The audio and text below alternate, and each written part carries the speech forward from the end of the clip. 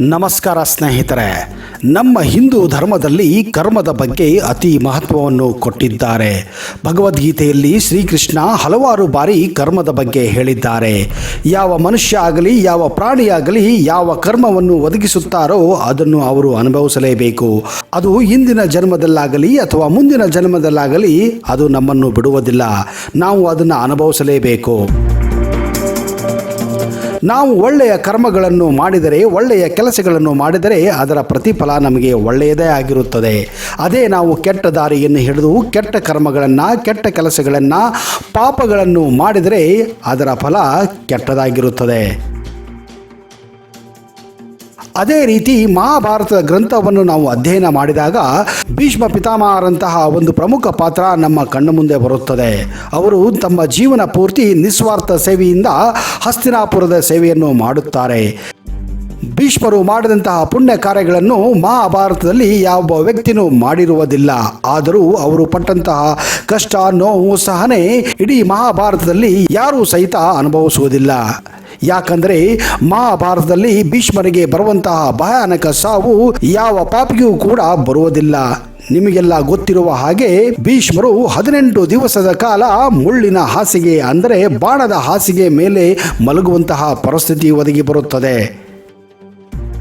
ಈಗ ನಿಮ್ಮಲ್ಲಿ ಒಂದು ಪ್ರಶ್ನೆ ಬರಬಹುದು, ಇಂಥ ಪುಣ್ಯವಂತ ವ್ಯಕ್ತಿಗೆ ಇಂತಹ ಹೀನಾಯಕ ಮರಣ ಬರಲು ಕಾರಣ ಏನೆಂದು. ಬನ್ನಿ ಸ್ನೇಹಿತರೆ, ಇವತ್ತಿನ ಈ ವಿಡಿಯೋದಲ್ಲಿ ನಿಮಗೆ ಭೀಷ್ಮರಿಗೆ ಅಂಥ ಭಯಾನಕ ಸಾವು ಬರಲು ಕಾರಣವೇನು, ಅದರ ಹಿಂದಿನ ರಹಸ್ಯವೇನು ಎಂಬ ಸಂಪೂರ್ಣವಾದ ಮಾಹಿತಿಯನ್ನು ಕೊಡಕ್ಕೆ ಹೋಗ್ತಾ ಇದ್ದೀನಿ. ಒಂದು ವೇಳೆ ನೀವು ಈ ಚಾನಲನ್ನು ಇನ್ನೂ ಸಬ್ಸ್ಕ್ರೈಬ್ ಮಾಡದೇ ಇದ್ದರೆ ದಯವಿಟ್ಟು ಈಗಲೇ ಸಬ್ಸ್ಕ್ರೈಬ್ ಮಾಡಿ, ಜೊತೆಗೆ ಬೆಲ್ ಐಕನ್ ಕೂಡ ಪ್ರೆಸ್ ಮಾಡಿ.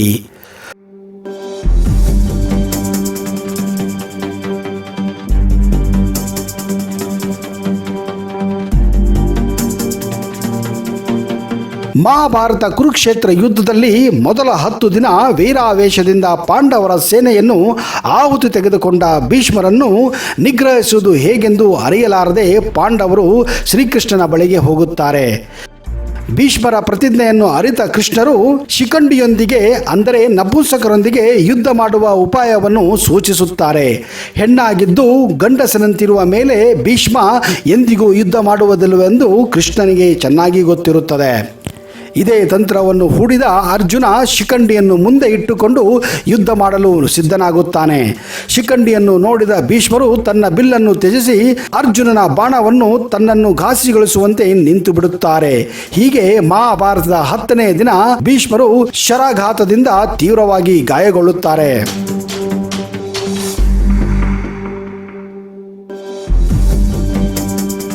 ಆಗ ಭೀಷ್ಮರು ಶರಶಯ್ಯ ಮೇಲೆ ಮಲಗಿರಲು ಕೌರವ ಮತ್ತು ಪಾಂಡವರು ಆತನ ಸುತ್ತ ನೆರೆಯುತ್ತಾರೆ.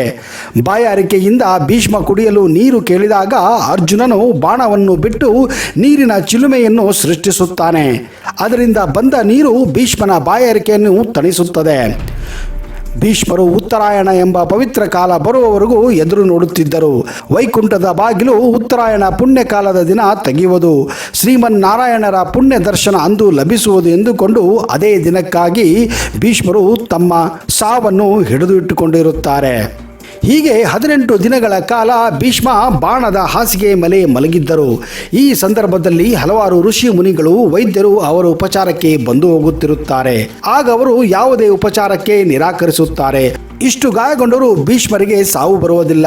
ಕಾರಣ ಭೀಷ್ಮ ತಮ್ಮ ತಂದೆ ಶಾಂತುವಿನಿಂದ ಹಾಗೂ ತಾಯಿ ಗಂಗೆಯಿಂದ ಇಚ್ಛಾಮರಣ ವರವನ್ನು ಪಡೆದಿರುತ್ತಾರೆ. ಭೀಷ್ಮರಿಗೆ ಸಂಬಂಧಪಟ್ಟ ಎಲ್ಲ ಬಂಧು ಬಾಂಧವರೆಲ್ಲ ಬಂದು ಹೋಗುತ್ತಿರುತ್ತಾರೆ. ಆದರೆ ಭೀಷ್ಮರ ಮನದಲ್ಲಿ ಇದ್ದಂತಹ ಒಂದು ಪ್ರಶ್ನೆ ಯಾರಿಂದಲೂ ಉತ್ತರ ಕೊಡಲು ಸಾಧ್ಯವಾಗುವುದಿಲ್ಲ. ಅವರಿಗೆ ಒಂದು ಮಾತು ತುಂಬಾ ನೋವನ್ನುಂಟು ಮಾಡುತ್ತಿತ್ತು. ಕಾರಣ ಅವರು ಯಾವ ಒಂದು ಪಾಪವನ್ನು ಮಾಡದೆ ಇಂತಹ ಮುಳ್ಳಿನ ಹಾಸಿಗೆ ಎಂದರೆ ಬಾಣದ ಹಾಸಿಗೆ ಮೇಲೆ ಮಲಗುವ ಸ್ಥಿತಿ ಬಂದಿತು ಅಂತ.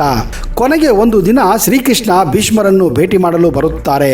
ಆಗ ಭೀಷ್ಮರು ಶ್ರೀಕೃಷ್ಣನಿಗೆ ತಮ್ಮ ನೋವನ್ನು ಹೇಳಿಕೊಳ್ಳುತ್ತಾರೆ. ಹೇ ಕೃಷ್ಣ, ಹೇ ಮಧುಸೂದನ, ನನಗೆ ನನ್ನ ಹಿಂದಿನ 10 ಜನ್ಮಗಳು ನೆನಪಿವೆ. ಆ 10 ಜನ್ಮಗಳ ಪ್ರಕಾರ ನಾನು ಯಾವ ಒಂದು ಪಾಪವನ್ನು ಕೂಡ ಮಾಡಿಲ್ಲ. ಆದರೂ ಈ ಜನ್ಮದಲ್ಲಿ ನನಗೆ ಇಂಥ ಪರಿಸ್ಥಿತಿ ಬಂದಿದೆ, ನನಗೆ ಅರ್ಥವಾಗುತ್ತಿಲ್ಲ. ಆ ದೇವರು ನನಗೆ ಇಂಥ ಭಯಂಕರವಾದ ಕಷ್ಟವನ್ನು ಏಕೆ ಕೊಡುತ್ತಿದ್ದಾನೆ ಎಂದು ಹೇಳಿಕೊಳ್ಳುತ್ತಾರೆ. ಆಗ ಕೃಷ್ಣ ಹೇಳುತ್ತಾರೆ, ಹೇ ಭೀಷ್ಮ, ನಿಮಗೆ ನಿಮ್ಮ 10 ಜನ್ಮಗಳ ನೆನಪಿದೆ, ಆದರೆ ನನಗೆ ಅದರ ಹಿಂದಿನ ಜನ್ಮಗಳು ಕೂಡ ನೆನಪಿವೆ. ನೀವು ಹಿಂದಿನ 10 ಜನ್ಮದಲ್ಲಿ ಯಾವ ಒಂದು ಪಾಪವನ್ನು ಮಾಡಿಲ್ಲ, ಆದರೆ ಅದರ ಹಿಂದಿನ ಜನ್ಮ ನಿಮಗೆ ನೆನಪಿಲ್ಲ. ಆ ಜನ್ಮದಲ್ಲಿ ನೀವು ಮಾಡಿದಂಥ ಒಂದು ಕರ್ಮ ಇವತ್ತು ನಿಮಗೆ ಈ ಮುಳ್ಳಿನ ಹಾಸಿಗೆಯ ಮೇಲೆ ಇಷ್ಟು ದಿನ ಕಳೆಯುವಂಥ ಹೀನಾಯ ಪರಿಸ್ಥಿತಿ ತಂದು ಇಟ್ಟಿದೆ ಎಂದು ಹೇಳುತ್ತಾರೆ. ಆಗ ಭೀಷ್ಮರು ದಿಗ್ಭ್ರಾಂತರಾಗುತ್ತಾರೆ. ಯಾಕಂದರೆ ಅವರಿಗೆ ಇರುವಂತಹ ನೆನಪು ಕೇವಲ 10 ಜನ್ಮಗಳ ಮಾತ್ರ. ಆದರೆ ಅವರಿಗೆ ಗೊತ್ತು ಶ್ರೀಕೃಷ್ಣನು ಎಂತಹ ಮಹಾನ್ ಶಕ್ತಿ ಎಂದು. ಆಗ ಅವರ ಮುಖದಲ್ಲಿ ಮಂದಹಾಸ ಉಂಟಾಗುತ್ತದೆ. ಕಾರಣ ಈಗಲಾದರೂ ಇಂಥ ಪರಿಸ್ಥಿತಿ ಉಂಟಾಗಲು ಆ ಕರ್ಮವನ್ನು ತಾವು ಅರಿತುಕೊಳ್ಳಬಹುದೆಂದು. ಆಗ ಶ್ರೀಕೃಷ್ಣ ಭೀಷ್ಮರು ಮಾಡಿದಂತಹ ಕರ್ಮದ ಬಗ್ಗೆ ಹೇಳುತ್ತಾರೆ. ನೀವು ಹಿಂದೆ ಒಬ್ಬ ರಾಜಕುಮಾರರಾಗಿದ್ದೀರಿ. ದಿನ ನೀವು ಬೇಟೆ ಮಾಡಲು ಕಾಡಿಗೆ ಹೋಗುತ್ತಿದ್ದಾಗ ನಿಮ್ಮ ರಥದ ಎದುರಿಗೆ ಒಂದು ಹಾವು ಬರುತ್ತದೆ. ಆಗ ನಿಮ್ಮ ದಾರಿಯಲ್ಲಿ ಇರುವಂತಹ ಆ ಹಾವನ್ನು ತೆಗೆಯಲು ನಿಮ್ಮ ಅಸ್ತ್ರವನ್ನು ಬಳಸಿ ಅದನ್ನು ಚಿಮ್ಮಿ ಎಸೆಯುತ್ತೀರಾ. ಆಗ ಅದು ಹೋಗಿ ಒಂದು ಮುಳ್ಳಿನ ಕಂಟಿಯಲ್ಲಿ ಬೀಳುತ್ತದೆ. ಅದು ಮುಂದೆ ಎಷ್ಟು ಪ್ರಯತ್ನ ಪಟ್ಟರೂ ಆ ಮುಳ್ಳಿನ ಕಂಟಿಯಿಂದ ಹೊರಬರಲು ಸಾಧ್ಯವಾಗುವುದಿಲ್ಲ. ಅದರ ದೇಹವೆಲ್ಲ ಮುಳ್ಳಿನಿಂದ ಗಾಯವಾಗುತ್ತದೆ.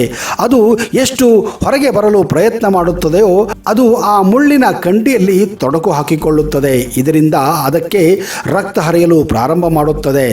ಅದು ಎಷ್ಟು ಪ್ರಯತ್ನ ಮಾಡಿದರೂ ಆ ಮುಳ್ಳಿನ ಕಂಟಿಯಿಂದ ಹೊರಗೆ ಬರಲು ಸಾಧ್ಯವೇ ಆಗುವುದಿಲ್ಲ. ಹೀಗೆ ಅದು 18 ದಿನಗಳ ಕಾಲ ಆ ಮುಳ್ಳಿನಲ್ಲಿಯೇ ವೇದನೆಯನ್ನು ಅನುಭವಿಸಿ ತನ್ನ ಕೊನೆಯ ಕ್ಷಣದಲ್ಲಿ ಈಶ್ವರನಲ್ಲಿ ಪ್ರಾರ್ಥನೆ ಮಾಡುತ್ತದೆ. ಅದೇನೆಂದರೆ, ನನಗೆ ಈ ರೀತಿ ಹಿಂಸೆ ಕೊಟ್ಟು ಸಾಯಿಸಿದ ವ್ಯಕ್ತಿಗೂ ಕೂಡ ಮುಂದಿನ ಜನ್ಮದಲ್ಲಿ ಇದೇ ರೀತಿ ಮುಳ್ಳಿನ ಮೇಲೆ ಮಲಗಿ ಸಾವು ಬರಲಿ ಎಂದು ಶಾಪ ಕೊಡುತ್ತದೆ. ಹೀಗೆ ಆ ಹಾವು ಶಾಪವನ್ನು ಕೊಟ್ಟು ಮುಳ್ಳಿನ ಕಂಟಿಯಲ್ಲಿಯೇ ತನ್ನ ಕೊನೆಯ ಉಸಿರನ್ನು ಎಳೆಯುತ್ತದೆ.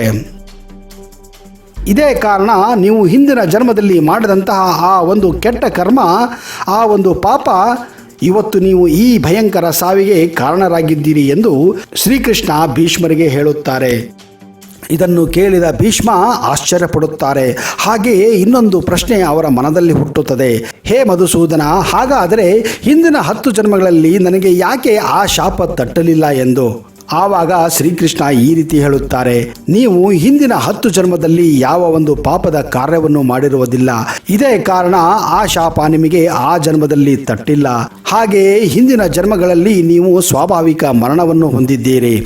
ನೀವು ಈ ಜನ್ಮದಲ್ಲಿ ಮೊದಲನೆಯದಾಗಿ ಆ ಅಧರ್ಮಿ, ಆ ಅತ್ಯಾಚಾರಿ ದುರ್ಯೋಧನನನ್ನು ಬೆಂಬಲಿಸಿದ್ದು, ಇದೇ ನಿಮ್ಮ ಮೊಟ್ಟ ಮೊದಲ ಪಾಪ.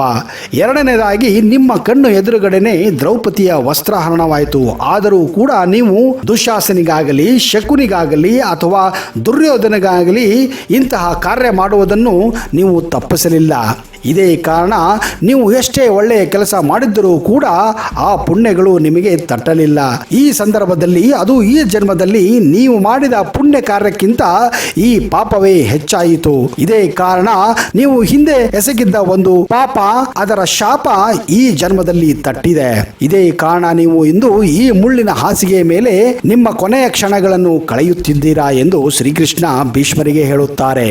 ಇದನ್ನು ಕೇಳಿದ ಭೀಷ್ಮರಿಗೆ ತಮ್ಮ ಪಾಪಿನ ಅರಿವಾಯಿತು. ಅವರ ಮುಖದ ಮೇಲೆ ಮಂದಹಾಸ ಮೂಡಿತು.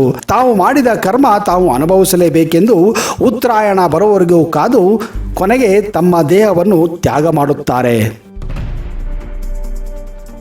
ಅದಕ್ಕೆ ಅನ್ನೋದು ಸ್ನೇಹಿತರೆ, ನಾವು ಮಾಡಿದ ಕೆಟ್ಟ ಕೆಲಸಗಳು, ನಾವು ಮಾಡಿದ ಕೆಟ್ಟ ಕರ್ಮಗಳು ಈ ಜನ್ಮದಲ್ಲಾದರೂ ಮುಂದಿನ ಜನ್ಮವರೆಗೂ ನಮ್ಮನ್ನು ಹಿಂಬಾಲಿಸುತ್ತಲೇ ಇರುತ್ತವೆ. ಒಂದಿಲ್ಲ ಒಂದು ದಿನ ನಾವು ಅದನ್ನು ಅನುಭವಿಸಲೇಬೇಕು. ಆದಷ್ಟು ಒಳ್ಳೆಯ ಕೆಲಸಗಳನ್ನು ಮಾಡೋಣ, ಒಳ್ಳೆಯ ಕರ್ಮಗಳನ್ನು ಮಾಡೋಣ. ಅಲ್ಲಿಯವರೆಗೆ ಜೈ ಹಿಂದ್, ಜೈ ಕರ್ನಾಟಕ ಮಾತೆ.